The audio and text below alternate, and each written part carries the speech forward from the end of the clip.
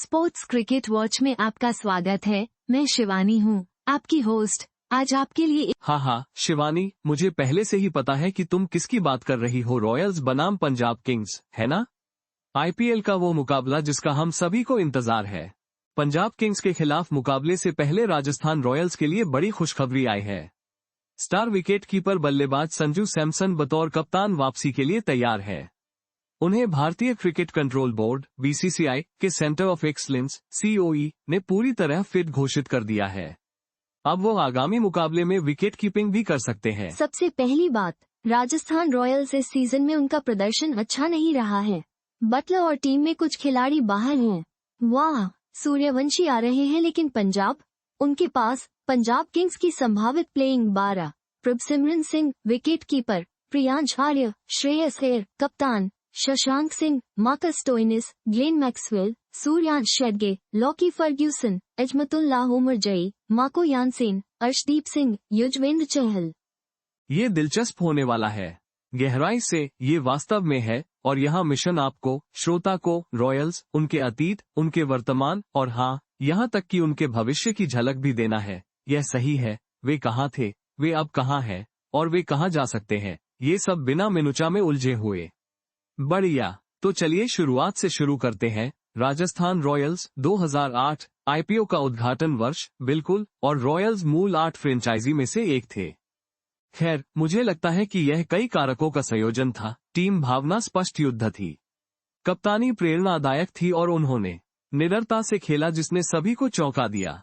उनसे जीत की उम्मीद नहीं थी, जिससे शायद कुछ दबाव कम हो गया। और वॉरेन, वो मास्टर रणनीतिकार थे। बिल्कुल, वो हमेशा विपक्ष से एक कदम आगे सोचते थे। लेकिन आप जानते हैं कि उनका इतिहास हमेशा सहज नहीं रहा है। 2013 में शुरू होने वाला वो 2 साल का बंद था। स्पॉट फिक्सिंग कान फ्रेंचाइजी के लिए बहुत मुश्किल दौर था। उससे वापस आना मुश्किल था। प्रतियोगिता से 2 साल बाहर, इस तरह की घटना के बाद वो फिर से कैसे तैयार होगा?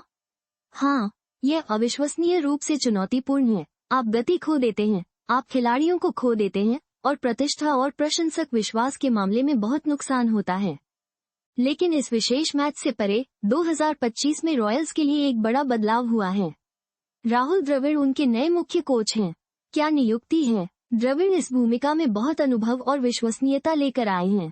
यह इरादे का एक बड़ा बयान है। द्रविड़ अपनी रणनीतिक सोच और युवा खिलाड़ियों को विकसित करने की अपनी क्षमता के लिए जाने जाते हैं। हाँ, वे एक गंभीर प्रतिभा हैं। हाँ, रॉयल्स ने उन्हें एक बड़ी राशि 11 करोड़ रुपये में बनाए रखा। यह एक महत्वपूर्ण निवेश है। दिलचस्प बात यह है कि अगर आपके पास उस क्षमता का खिलाड़ी है, तो आप उसे रन बनाने का अधिकतम अवसर देना चाहते हैं। बिल्कुल, उन्हें 8 नंबर पर बल्लेबाजी कराना उनकी क्षमता की बर्बादी जैसा लगता है, जब तक कि इसके लिए कोई विशिष्ट सामरिक कारण न हो। शायद वे उसे एक फिनिशर के रूप में चाहते हैं, कोई ऐसा व्यक्ति जो पारी के अंत में आकर तेजी से रन बना सके। शायद, लेकिन मुझे लगता है कि यह जोखिम भरा है। हो सकता है कि उसे कुछ मैचों में बल्लेबाजी करने का मौका भी न मिले। सच है, ये देखना दिलचस्प होगा कि क्या द्रविड़ बल्लेबाजी क्रम में कोई बदलाव करते हैं। और बदलावों की बात करें तो उनका एक मैच चंडीगढ़ में 5 अप्रैल को पंजाब किंग्स के खिलाफ भी है, जो एक और कठिन प्रतिद्वंद्वी है। दोनों टीमों के बीच आमने सामने का रिकॉर्ड काफी करीब है। राजस्थान ने पंजाब के खिलाफ अपने 26 मैचों में से 15 जीते हैं, इसलिए रॉयल्स को थोड़ा फायदा है। और दोनों टीमों ने अतीत में एक दूसरे के खिलाफ 220 से अधिक रन बनाए हैं, इसलिए यह एक उच्च स्कोरिंग मामला हो सकता है। लेकिन यहाँ एक दिलचस्प बात है, उनके पिछले 5 मैचों में हर बार पीछा करने वाली टीम जीती है। वाह, यह एक बहुत ही स्पष्ट प्रवृत्ति है। उनमें से 3 हवाएं राजस्थान की ओर से थी, इसलिए शायद उनके पास सी है। अब चंडीगढ़ की बात करें तो महाराजा सिंह इंटरनेशनल क्रिकेट स्टेडियम की पिच बहुत तेज है। इसमें बहुत उछाल है, जो बल्लेबाजों के लिए मुश्किल हो सकता है, खासकर पारी की शुरुआत में। सही है, और यहाँ भी ड्यू फैक्टर एक बड़ा विचारणीय बिंदु है। कप्तान अक्सर टॉस जीतने पर पहले गेंदबाजी करना चुनते हैं। बाद में परिस्थितियों का फायदा उठाने की उम्मीद करना समझ में आता है। आप अपने गेंदबाजों को विकेट लेने का सबसे अच्छा मौका देना चाहते हैं, और ये बल्लेबाजों के लिए स्वर्ग नहीं हो सकता है। अब रॉयल्स के लिए सबसे बड़ी खबर यह है कि इस मैच से पहले संजू सैमसन वापस आ गए हैं। उन्हें बीसीसीआई और एनसीए ने पूरी तरह से फिट घोषित कर दिया है।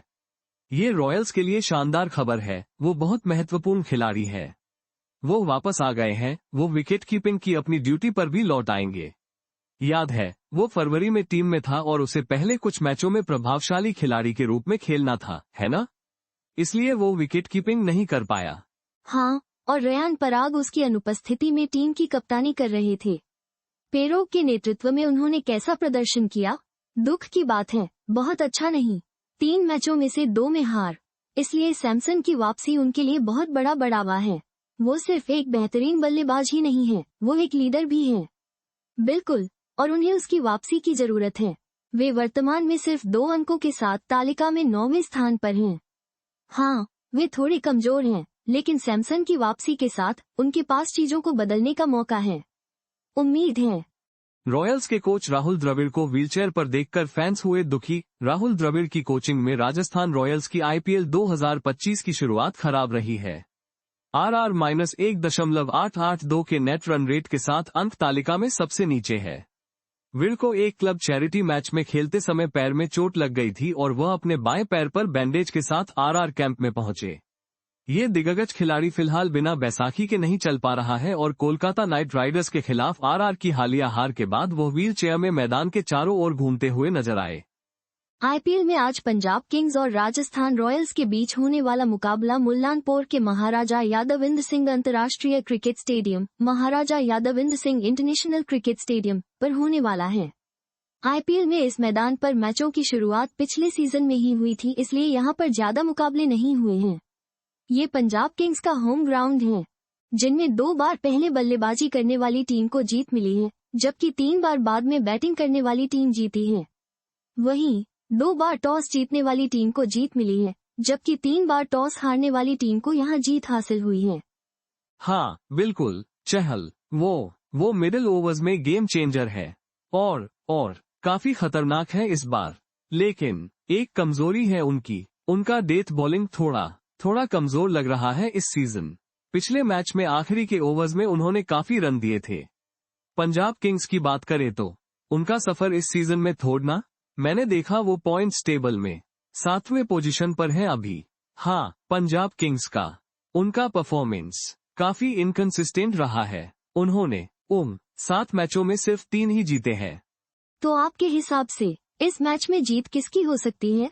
देखो, मैं राजस्थान को थोड़ा एज देता हूं क्योंकि उनकी बैटिंग लाइनअप ज्यादा बैलेंस्ड है और उनके पास स्पिन विकल्प भी ज्यादा है।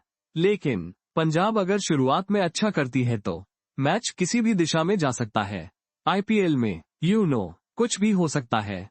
आज की बातचीत को यही विराम देते हैं। देखते हैं शाम 7 बजे आप और देव के साथ एकदम धमाकेदार आईपीएल मैच राजस्थान रॉयल्स और पंजाब किंग्स के बीच ये मुकाबला एकदम धमाकेदार था। दोनों टीमों ने अपना सब कुछ झोंक दिया मैदान में।